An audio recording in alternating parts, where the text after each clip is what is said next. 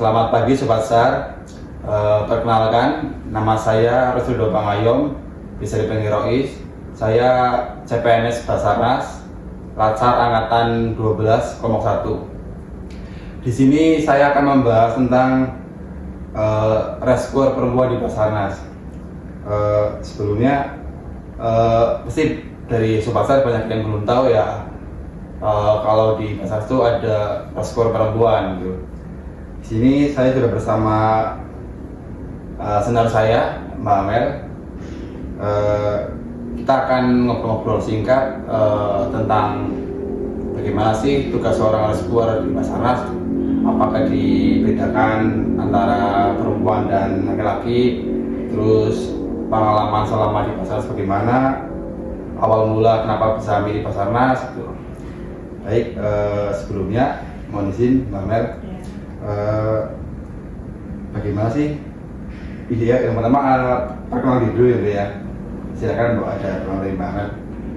Halo Sobat SAR, nama saya Suci Amalia. Rekan-rekan biasa memanggil saya Amel. Saya asli Bandung, tapi besar di Ciamis dan sekarang juga masih tinggal di Ciamis. Kemudian usia saya sekarang 26 tahun. Saya anak bungsu dari 3 bersaudara, satu kakak saya di Ciamis, satu kakak saya di Bandung, dan hobi saya olahraga. Salah satu olahraga yang saya geluti adalah panjat tebing dan hiking ya, atau naik gunung. Cuman karena ada satu dan lain halnya, jadi saat ini Dengar-dengar Mbak Amel juga hobi main mobil ya, kendaraan ya, otomotif gitu. hobi banget sih enggak.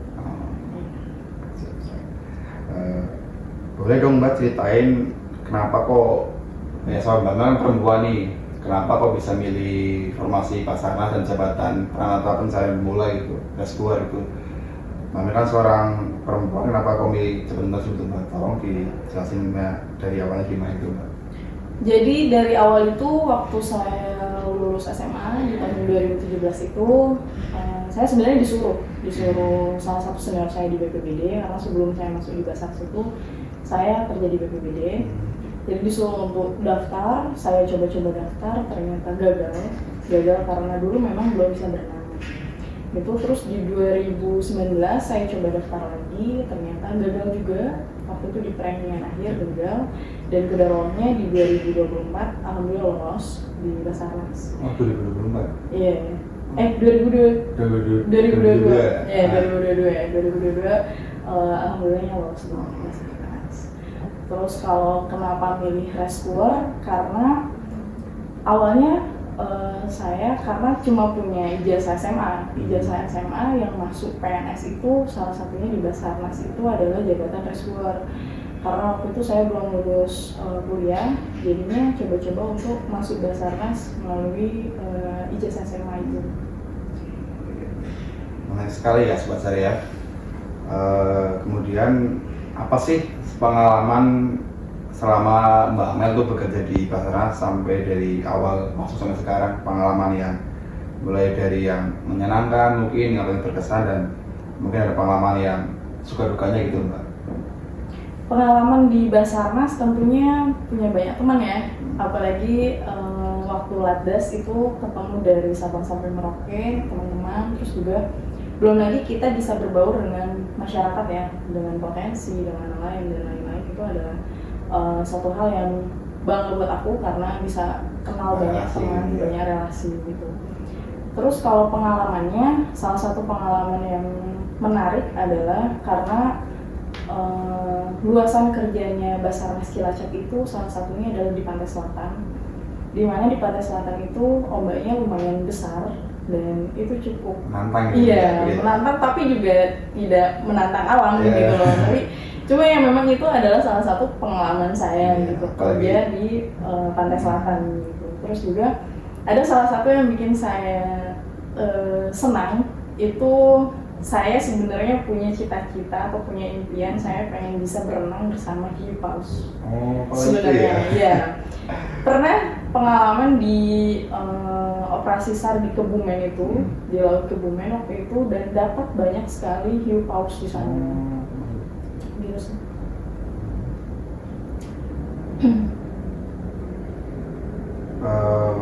ini Mbak, ini mungkin agak melenceng dari pertanyaan. Ini bagaimana sih pendapat Mbak Amel? Sekarang kan ada yang bilang kayak emansipasi wanita lah, kesetaraan gender gitu kan. Mungkin dari mulai apa namanya, wewenang, jabatan ataupun tupoksi di pasangan sendiri kan. Bagaimana sih pendapat Mbak Amel sebagai seorang respon soal emansipasi wanita di jabatan respon misalnya pasangan sebelum maksudnya kita kan sama-sama respon ini kan, kayak saya cowok, Mbak Amel cewek kan, itu ada perbedaannya sih di jabatan respon cewek sama cowok. Mungkin jadi oh ya cewek nggak boleh, nanti nggak bisa turun ke lapangan, nggak boleh ini, nggak boleh itu, harus di kantor tuh. Itu bagaimana Mbak untuk mungkin dijelaskan pada adik-adik yang mau daftar? Oh iya, jadi sebenarnya saat saya awal masuk di Basarnas itu memang sudah dipandang sebelah mata rescue perempuan itu, karena banyak stigma orang lain, terutama para laki-laki itu yang selalu bilang bahwa perempuan itu harusnya kerja di kantor saja, perempuan itu harusnya hanya kerja di belakang komputer gitu loh. Sementara saya mendaftar di Basarnas, saya kerja di lapangan sebagai rescuer. Ya saya pun ya ketika saya di daftar menjadi rescuer Basarnas, berarti kan saya sudah mendedikasikan diri tuh, saya siap gitu untuk kerja di lapangan gitu. Dan juga pengalaman saya pun tidak hanya orang Basarnas yang berbicara seperti itu, tetapi juga masyarakat luar itu memandang rescuer perempuan itu yang ngapain kerja di lapangan gitu loh. Padahal sebenarnya rescuer perempuan juga dibutuhkan saat di lapangan, entah itu untuk memberikan motivasi kepada keluarga ataupun memberikan motivasi kepada teman-teman profesi dan lain halnya. Lebih ke hubungan antara tim sama masyarakat gitu ya. Wah, mantap sekali ya sobat saya ya.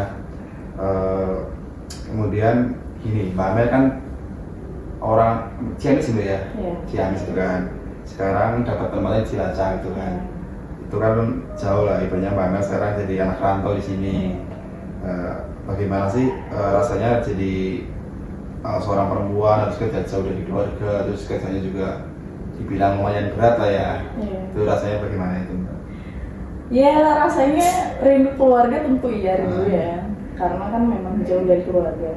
Tapi memang sebelum dari itu pun saya sudah pernah merantau gitu. Merantaunya karena dulu keluarga saya di Bandung, sedangkan saya pindah sendiri ke Ciamis gitu bersama nenek dan keluarga dan ibu. Jadi merantau itu udah sesuatu hal yang ya menurut saya udah bisa ya udah biasa ya gitu. Itu sih.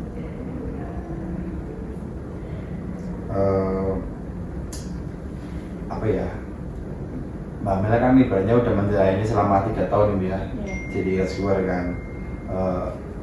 Gimana sih cara Mbak Mel untuk kayak menyemangati diri selama 3 tahun ini agar bisa tetap apa ya, kerja itu semangat terus menjalani dengan enteng? Itu mungkin ada tips-tips atau bagaimana itu dari Mbak Mel itu?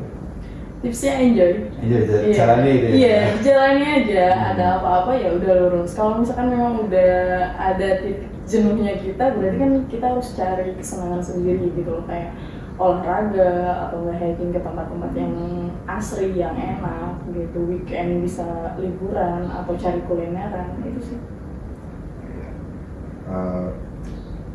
Selain kegiatan di Basarnas, mungkin kalau lagi libur tuh ada kegiatan lain nggak, mungkin dari kayak suka hobi mana gitu atau ngapain gitu di Basarnas itu?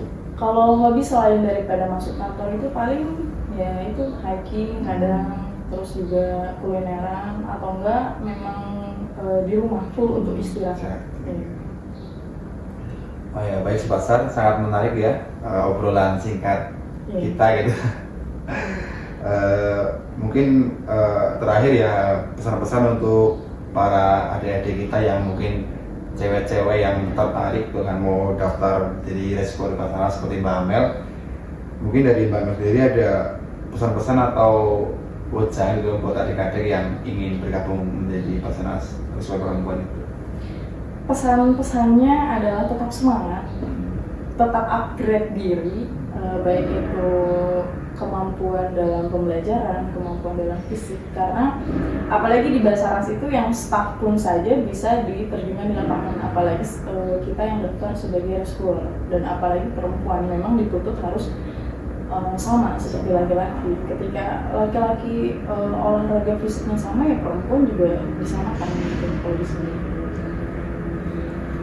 Baik, terima kasih Mbak Mel. Mungkin cukup sekian dari saya.